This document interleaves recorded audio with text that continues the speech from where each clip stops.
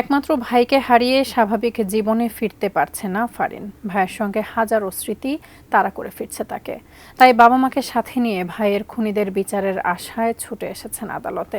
বৈষম্য বিরোধী ছাত্র আন্দোলনে কলেজ ছাত্র ফারহান ফায়াজ হত্যার ঘটনায় সাবেক প্রধানমন্ত্রী শেখ হাসিনা সহ ৫৪ জনের বিরুদ্ধে গণহত্যার অভিযোগ দায়ের করেছেন তার বাবা। বিস্তারিত জাভেদ আক্তারের প্রতিবেদনে।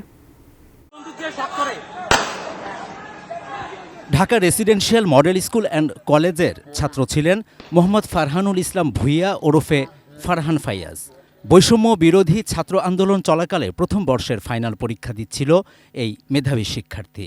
রংপুরের শিক্ষার্থী আবু সাইদের মৃত্যুর পর আন্দোলনে ঝাঁপিয়ে পড়ে ফাইয়াজ। ১৮ জুলাই রাজধানীর ধানমন্ডি ২৭-এ পুলিশের গুলিতে মৃত্যু হয় ফারহান ফাইয়াজের। গান শটে তার মৃত্যু হয়েছে, সেটা তার ডেথ সার্টিফিকেটে লেখা আছে। ফারহান ফাইয়াজ এই আন্দোলনে আসার আগে তার ফেসবুকে একটা স্ট্যাটাস দিয়েছিল, সেটা হচ্ছে যে এমন জীবন গড়ো যাতে মৃত্যুর পর মানুষ মনে রাখে। সে এমন জীবন গড়েছিল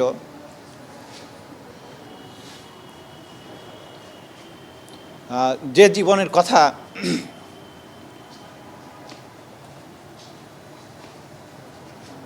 জাতি হিসাবে আমরা মনে রাখব।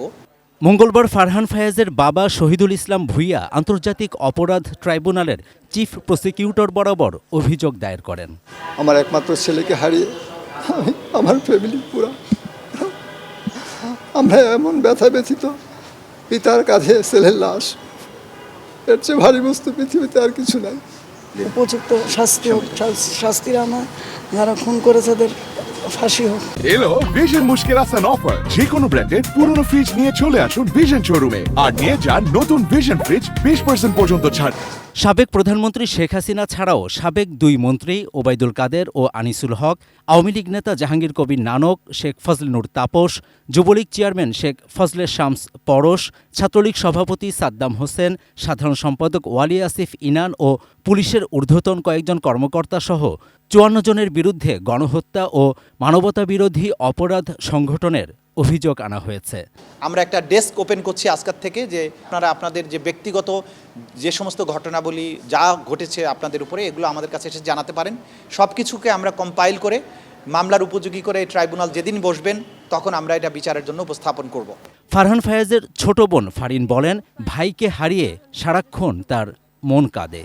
ভাইয়া চলে যাওয়ার পর থেকে আমি আমার নর্মাল লাইফে ব্যাক করতে পারিনি। তার স্মৃতিতে আমি সবসময় যখন মনে পড়ে আমার মন সারাক্ষণ ওর জন্য কাঁদে। আমি এখন পর্যন্ত আমার পড়ালেখা শুরু করতে পারিনি। উপযুক্ত যেন বিচার হয় এর জন্য আমি এসেছি। Javed Akhtar, ATN news, Dhaka. ভাইয়ার সাথে